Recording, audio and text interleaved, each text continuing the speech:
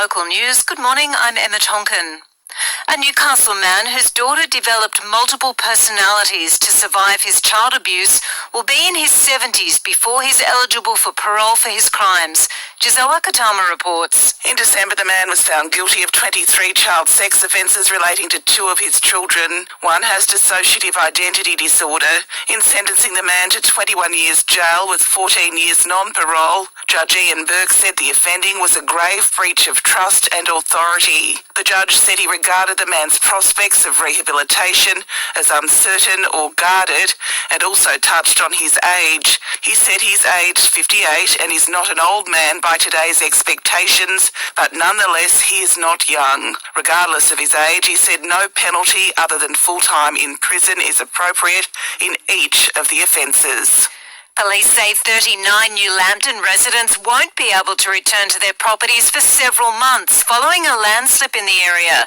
15 homes have been impacted by the landslip, which occurred more than 2 weeks ago. Residents have been told further examination by geotechnical engineers will be required to determine the impact of the landslip before structural assessments can take place. Assessment results aren't expected for several months. Double demerits are in place for the King's birthday long weekend. The operation starts at midnight tonight and ends on Monday night. Police will target speeding, drink and drug driving, fatigue and distracted driving. Motorcyclists are urged to take extra precautions after 4 riders lost their lives and 2 teenagers were injured in New South Wales over a 3-day period last week.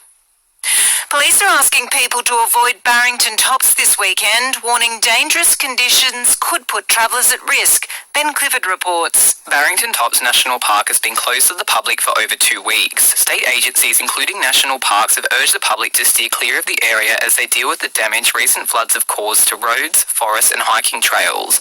New South Wales Police stepped in yesterday to reinforce the message. Police say damage to the area is extensive, with multiple landslips, slumps and fallen trees impacting access to and from the park. Heavy rain has also seen bridges washed away. With strong winds forecast this weekend, police say the risk of falling trees is not worth taking.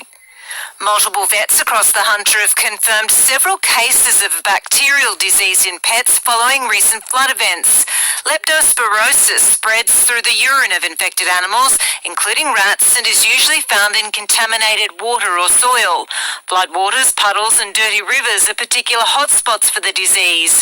Carter vet Andrew Cornwell says there are several signs pet owners need to watch for to protect their 4-legged friends. The first thing you tend to notice is they'll become quiet because they tend to be running a fever, and then you'll get typical gastrointestinal signs, vomiting, diarrhea, and then they'll become very lethargic because ultimately it really badly impacts your liver and your kidneys.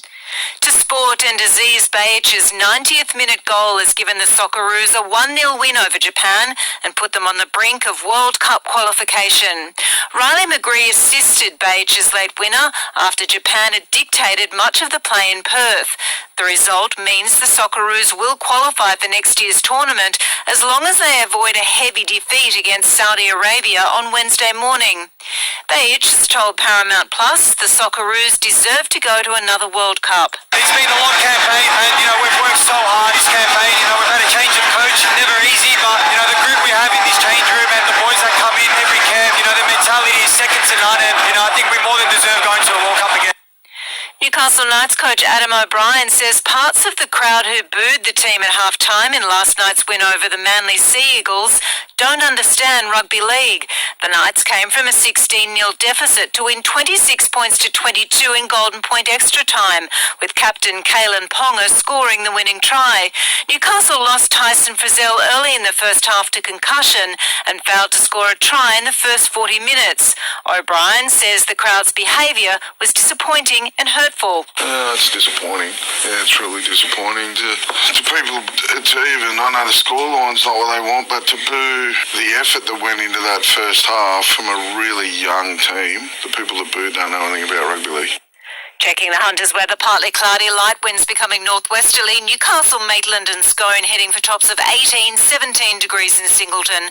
Mostly sunny tomorrow, slight chance of a shower about the upper Hunter, becoming cloudy on Sunday. ABC News.